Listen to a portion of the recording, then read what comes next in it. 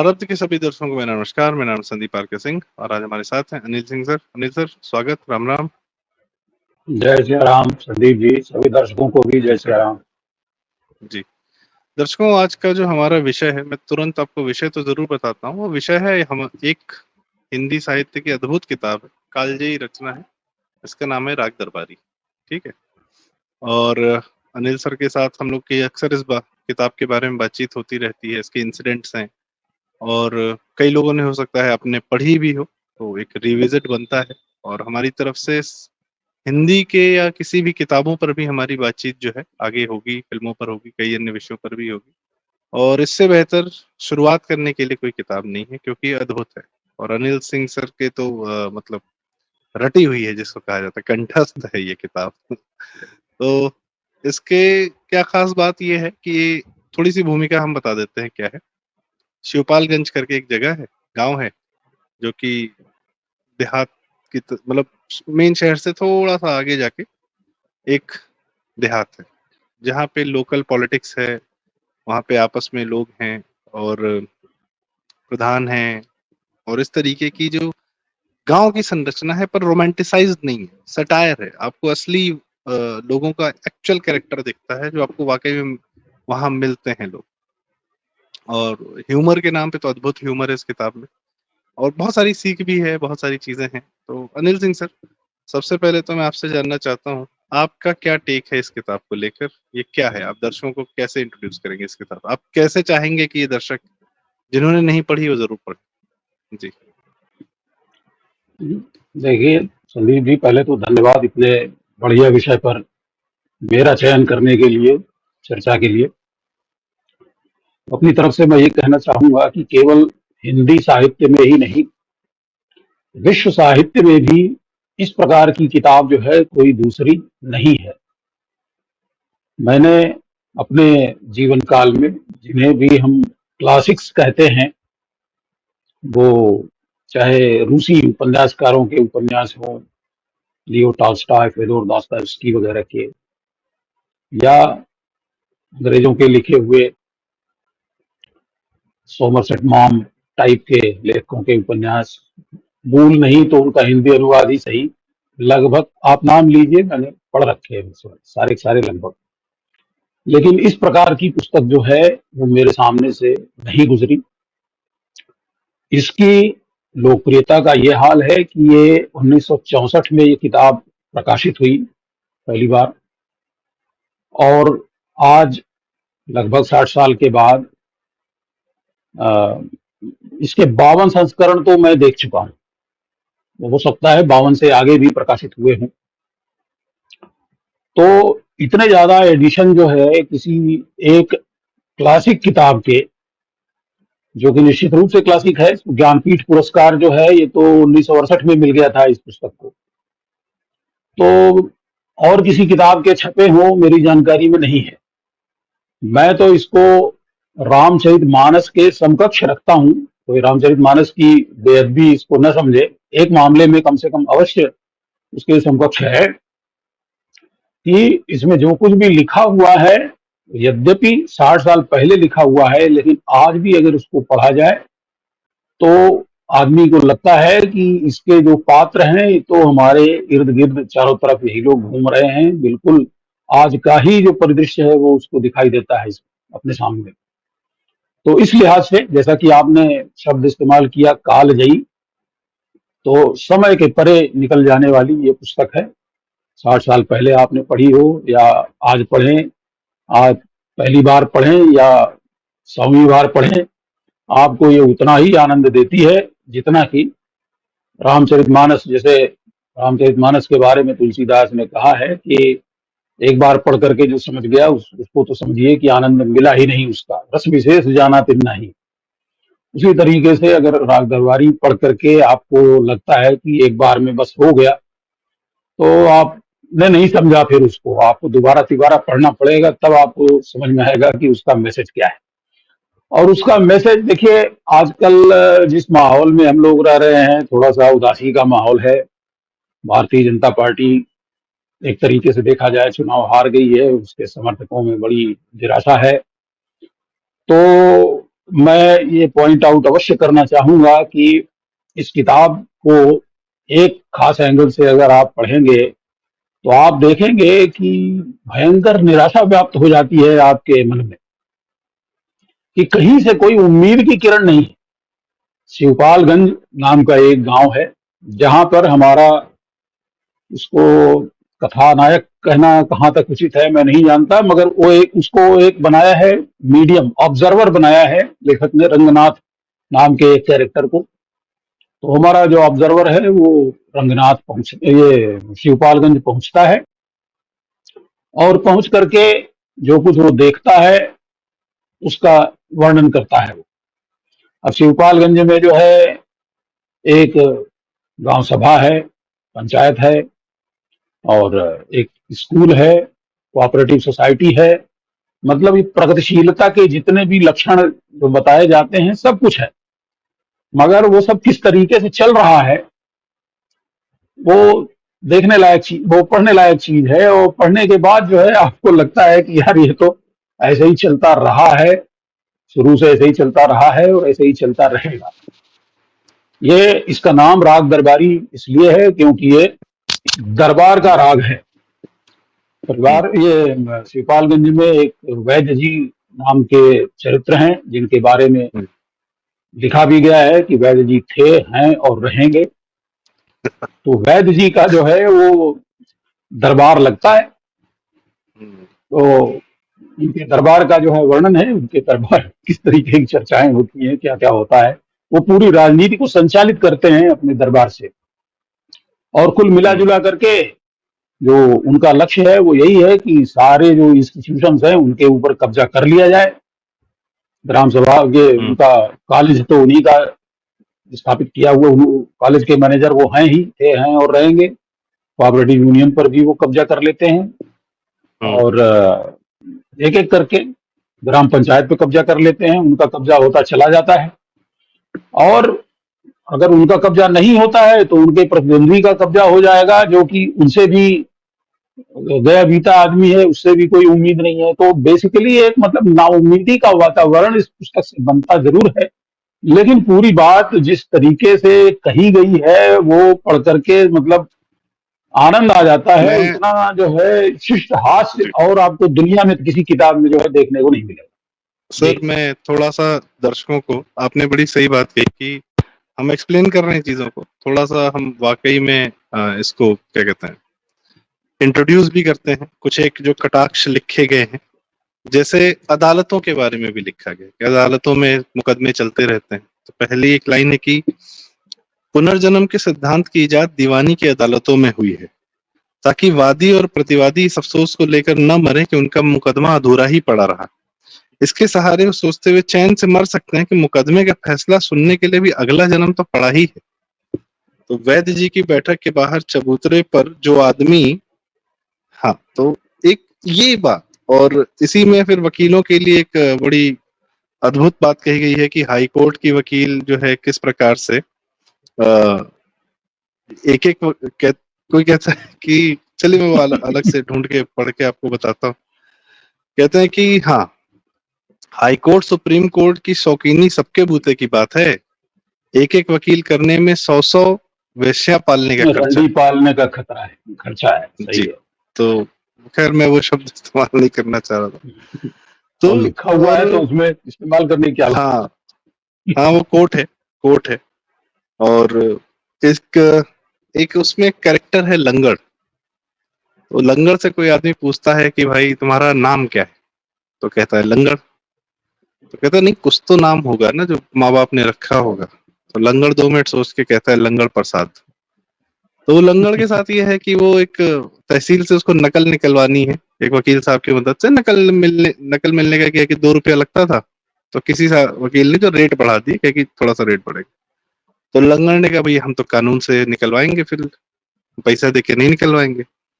तो फिर वो कहता है कि फिर नकल भी हम तुमको कानून से ही देंगे। तो 5 साल हो जाते हैं लंगड़ को।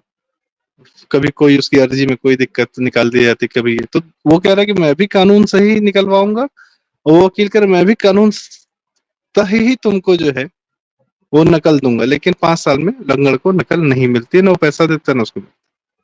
तो कोई कहता है कि अरे पैसा दे के मामला खत्म करो, तो लंगर प्रसाद कहते हैं कि ये सत्य की लड़ाई है वकील बाबू, तुम नहीं समझोगे। तो ये इस प्रकार से कुछ जो है इस किताब के नगीने हैं। और एक बड़ा इंटरेस्टिंग नगीना है, जैसे पहली जो लाइन है वो इतनी अद्भुत है, शहर का किनारा, उसे छोड़ते ही भारतीय देहात का महासागर शुरू हो जाता था।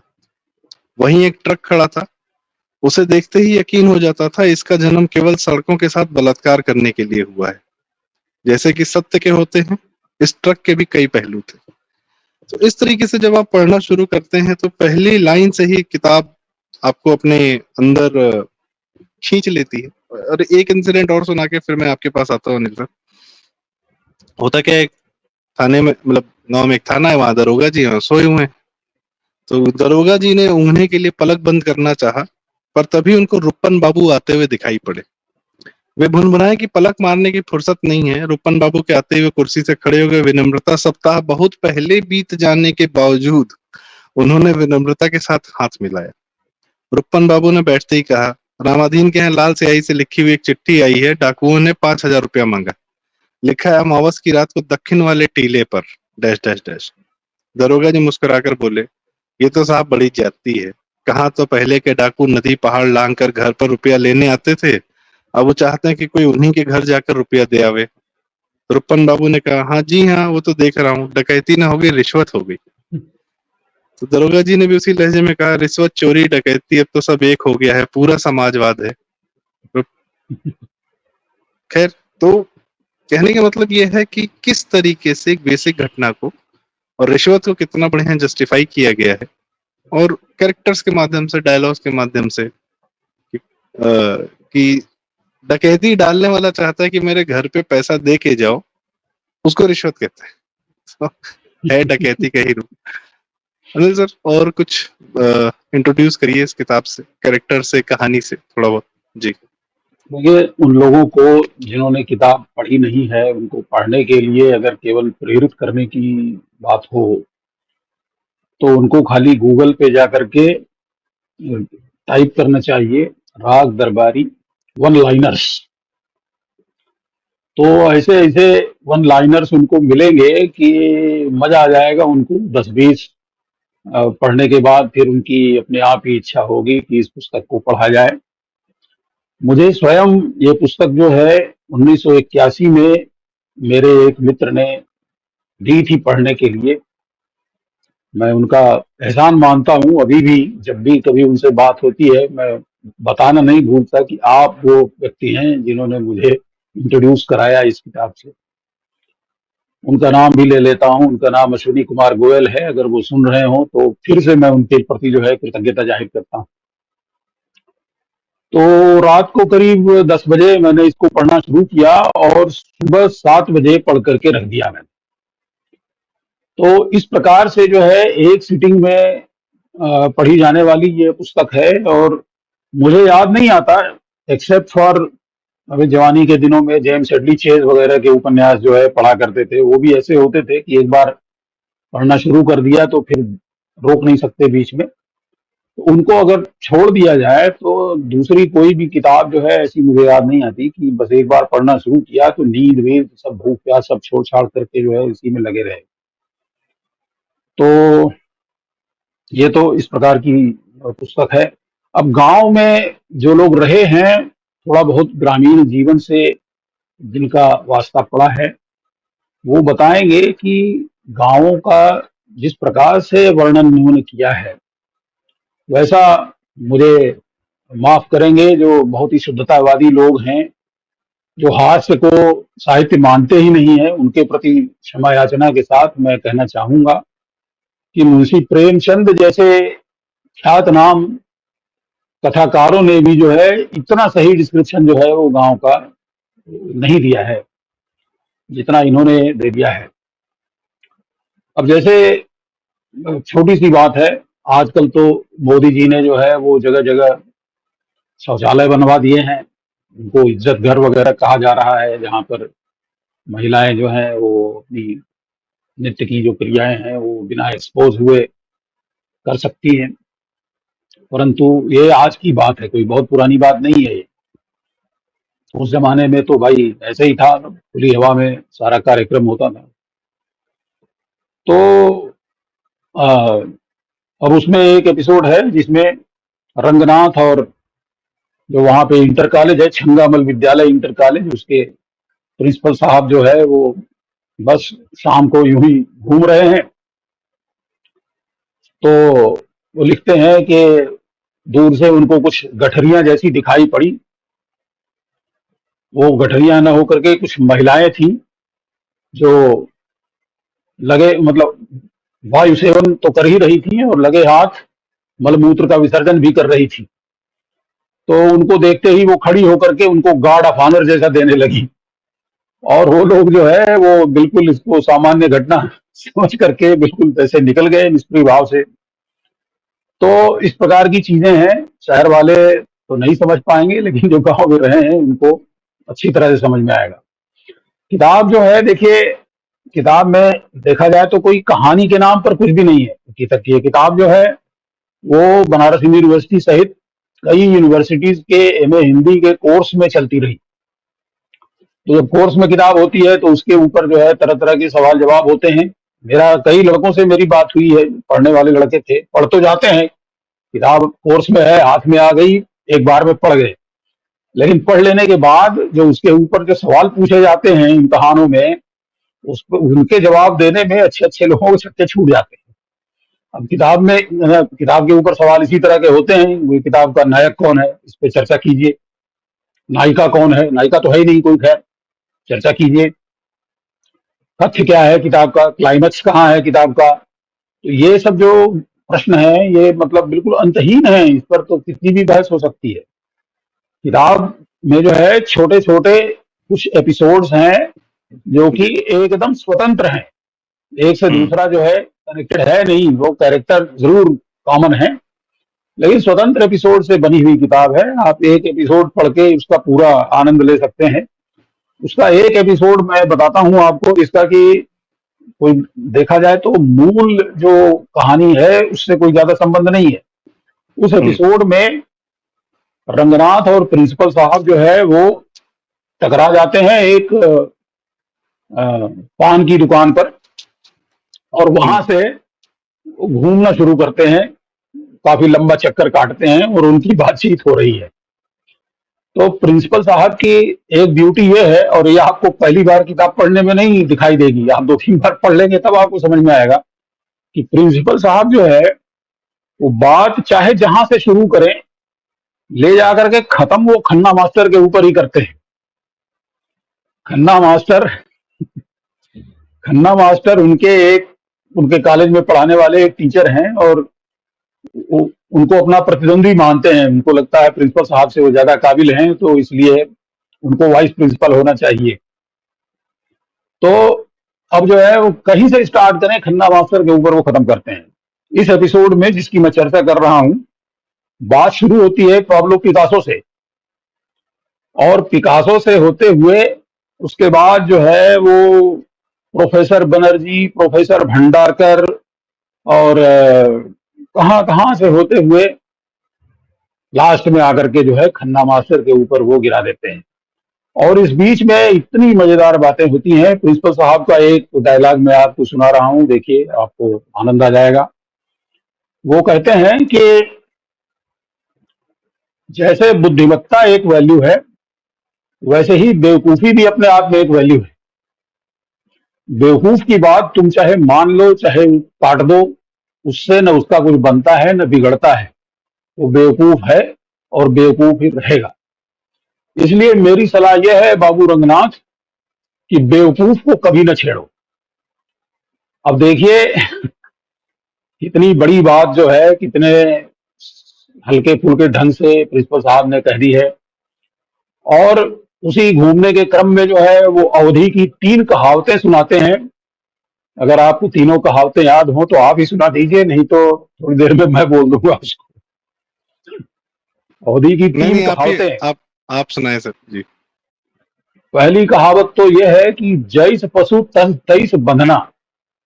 वो यहां से स्टार्ट होता है कि पनवाड़ी की दुकान पर एक कैलेंडर उनको दिखाई देता है, जहां कैलेंडर पे महात्मा गांधी का चित्र बना हुआ है और नीचे किसी सूखा रोग के किसी तेल का विज्ञापन है।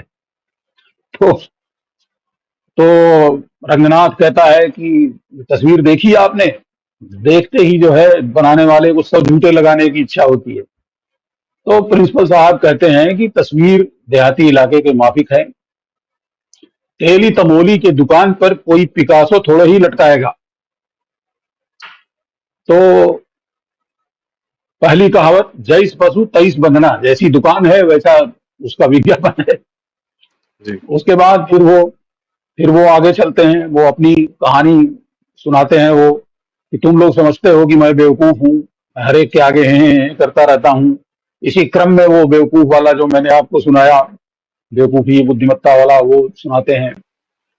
और फिर वो कहते हैं कि नहीं, अच्छा एक और सुनने लायक है डायलॉग इसका, जिसमें वो बुद्धिजीवी के ऊपर चर्चा करते हैं। वो कहते हैं कि ये बुद्धिजीवियों के बारे में वो बात कर रहे हैं कि देखो देखो कौन सा शब्द है, वो कहलाते हैं बुद्धिजीवी। वे हैं तो बुद्धिजीवी, लेकिन अगर एक बार विदेश जाने के लिए, विलायत जाने के लिए ये साबित करना पड़े कि हम अपने बाप की औलाद नहीं है, तो साबित कर देंगे। हैं, चौराहे पर 10 जूते मार लो मगर एक बार अमेरिका भेज दो, ये हैं हमारे बुद्धिजीवी। तो बुद्धिजीवी प्रसंग के बाद जो है वो बताते हैं कि मैं भी बुद्धिजीवी हो सकता था, मैं किसी यूनिवर्सिटी में लेक्चरर हो सकता था, लेकिन वहां तो और भी नरक है। पूरा तुम विपाक जो है वो वाइस चांसलर पे बात होती है। रंगनाथ कहता है कि नहीं, आपको तो वाइस चांसलर होना चाहिए था, वाइस चांसलर हो सकते थे आप। तो कहते हैं कि अरे वहां तो और भी नरक है, पूरा तुम विपाक। गवर्नर जो है रोज बुला करके डांटता है, विद्यार्थी जो है सामने से खेखे खेखे खेखे करते हुए निकल जाते हैं, और पुलिस कप्तान अलग से हंसता है कि हफ्ते में एक बार लाठी चलवाए, छात्रों पर लाठी चलवाए बिना इन्हें चैन नहीं मिलता। तो नहीं नहीं नहीं, वाइस चांसलर बनने से तो उन्होंने इनकार कर दिया, बोले हम तो यही ठीक है। वैद सर, जी से हाँ, वैद जी से जो है झुक के बात करते हैं, बाकी सबसे जूतों से बात करते हैं। और फिर अच्छा, इसी क्रम में अपना वो बताते हैं कि गू खाए तो हाथी का खाए। मतलब हाँ, अगर चमचागिरी करनी है तो वैद जी की करे, छोटे मोटे आदमी की हाँ, न करे। हाँ, दूसरी कहावत। जी, और तीसरी कहावत वो सुनाते हैं, जब बात जो है खन्ना मास्टर पे पहुंच जाती है, खन्ना मास्टर की कैरेक्टरिस्टिक बयान करने लगते हैं, तब वो कहते हैं तीसरी कहावत यह है कि नंगा के छूतरमा बिरवा जामा तो नाचे लागा कहिस की चलो छा होई। तो ऐसे हैं खन्ना मास्टर। और सर सबसे मेन बात एक बताता हूँ। अभी जो आपने पूरा रिश्ता बताया प्रिंसिपल साहब का और वैद्य जी का, खन्ना जी का, प्रिंसिपल साहब और खन्ना जी का, तो एक लाइन ये है कि इस समय प्रिंसिपल साहब वैद्य जी के सामने कॉलेज की समस्याओं पर विचार कर रहे थे, अर्थात खन्ना मास्टर को गालियां दे रहे थे। तो ये एक लाइन भी क्लियर बताती है। कई सारे वन लाइनर आपने बताया कि वन लाइनर्स लिखे हुए हैं। तो उन्होंने कहा कि यह हमारी गौरवपूर्ण परंपरा है कि असल बात 2-4 घंटे की बातचीत के बाद अंत में ही निकलती है। मतलब वैद्य जी ने प्रिंसिपल साहब से पूछा और कोई विशेष बात, तो उसके बाद जो है असली बात उसके बाद आती है, 2 घंटा बतियाने के बाद। एक है कि उन्होंने इसने देखा था कि शहरों में वाद विवाद का एक नया रूप पुरानी और नई पीढ़ी को लेकर उजागर हो रहा है। उसके पीछे पुरानी पीढ़ी का यह विश्वास था कि हम बुद्धिमान हैं और हमारे बुद्धिमान हो चुकने के बाद दुनिया से बुद्धि नाम का तत्व खत्म हो गया है और नई पीढ़ी के लिए उसका एक कतरा भी नहीं बचा है। तो ये जो एक उसमें बताने की कोशिश की, मतलब एक गैप जो है, जनरेशन गैप, उसको इतना बढ़िया से एक्सप्लेन किया गया है। एक लाइन है कि पुराने आदमी हैं, दरोगा जी उनकी बड़ी इज्जत करते हैं, वे दरोगा जी की इज्जत करते हैं, दोनों की इज्जत प्रिंसिपल साहब करते हैं, कोई साला काम तो करता नहीं, सब एक दूसरे की इज्जत करते रहते हैं। तो इस तरीके के मस्त मस्त वन लाइनर्स है। हाँ, एक ये बड़ा इंटरेस्ट था। मालवीय जी ने कहा प्रिंसिपल हज़ारों रुपया मनमाना खर्चा करता है, हर साल ऑडिट वाले ऐतराज़ करते हैं, हर साल ये भुत्ता दे जाता है। गयादीन ने बहुत निर्दोष ढंग से कहा, आपके ऑडिट के इंचार्ज हैं? मालवी ने आवाज ऊंची करके कहा, जी नहीं, बात ये नहीं है, पर हमसे देखा नहीं जाता कि जनता का रुपया इस तरह बर्बाद हो आखिर। गयादीन ने तभी उनकी बात काट दी। उसी तरह धीरे से बोला, फिर आप किस तरह चाहते हैं कि जनता का रुपया बर्बाद किया जाए? बड़ी बड़ी इमारत बनाकर, सभाएं बुलाकर, दावतें लुटाकर? इस ज्ञान के सामने मालवी जी झुक गए। गयादीन ने उदारता पूर्वक समझाया, मास्टर साहब, मैं ज्यादा पढ़ा लिखा तो नहीं हूँ, पर अच्छे दिनों में कलकत्ता बम्बई देख चुका हूँ, थोड़ा बहुत मैं भी समझता हूँ। जनता के रुपये पर इतना दर्द दिखाना ठीक नहीं है, वो तो बर्बाद होगा ही। और थोड़ी देर चुप रहे, फिर खन्ना मास्टर को पुचकारते से बोले, नहीं मास्टर साहब, जनता के रुपए के पीछे इतना सोच विचार न करो, नहीं तो बड़ी तकलीफ उठानी पड़ेगी। तो ये दिस इज सो रेलेवेंट, आज भी जो है ये बातें, ये लिखा हुआ है, इतना ज्यादा रिलेवेंट है कि आज भी जो कैरेक्टर्स हैं, जो बातें हैं, वो हमें पूर्ण रूप से दाएं बाएं अगल बगल इधर उधर लोगों में दिखती हैं, वो बातें समझ में आती हैं। ऐसा कई बार ये कि इस किताब को पढ़ के कई लोगों का व्यवहार अपने आप समझ में आ जाता है कि वो हैं तो क्यों हैं, क्या बोल रहे हैं, क्यों बोल रहे हैं। इस तरीके से छोटी छोटी बहुत सारी बातें।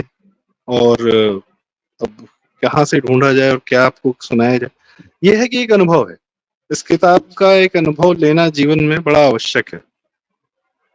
तो इस तरीके से आपका वीडियो कहाँ ढूंढे? जी सर। काफी लंबा हो चुका है संदीप जी, अगर आप चाहेंगे तो जी अगले एपिसोड्स में हम लोग एक एक कैरेक्टर को पकड़ करके बात कर सकते हैं, एक एक चरित्र हाँ, का और जिस सर तरीके से चित्रण एक उन्होंने किया है एक वो वो एक एपिसोड तो मुझे लगता है जो यहाँ प्रधानी के जो चुनाव के 3 तरीके बताए गए हैं, वो तो एक एपिसोड मांगता है अपने आप में। वो जो 3 तरीके हैं वो अद्भुत हैं। वो आप देखेंगे कि एक गांव की जो लोकल पॉलिटिक्स में चुनाव जीतने के 3 तरीके हैं, तो वो तीनों तरीकों का आप एक्सप्लेन करिएगा अनिल सर, कि वो आज जब हम उसको एक माइक्रो स्केल पे देखते हैं तो वही तरीके आज भी अपनाए जाते हैं, पर हाँ, वो जब वहाँ हम गांव के रूप में देखते हैं तो बड़ा इंटरेस्टिंग ह्यूमरस दिखता है कि क्या शानदार तरीके से चुनाव जीते जाते हैं ग्राम प्रधानी के। तो अनिल सर, बहुत बहुत धन्यवाद, इतना समय दिया आपने और हमको इस किताब को वापस,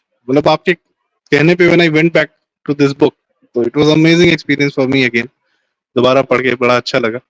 और आपसे यही रिक्वेस्ट कि इस किताब के पर तो हम आगे चर्चा करेंगे, अन्य और भी किताबों पर, अद्भुत किताबें हैं, किताबें भी एक अनुभव है, लेना चाहिए, पढ़ना चाहिए, जानना चाहिए। तो साझा करने के लिए धन्यवाद सर, और जय सिया राम, नमस्कार। जय श्री राम। दर्शकों से रिक्वेस्ट, वो कौन सी किताबों पर बात करना चाहते हैं, उनकी पसंदीदा किताबें कौन सी हैं, आप हमें कमेंट बॉक्स में जरूर बताएं और हम कोशिश करेंगे साझा रूप में उन पर भी चर्चा हो। बहुत बहुत धन्यवाद, नमस्कार।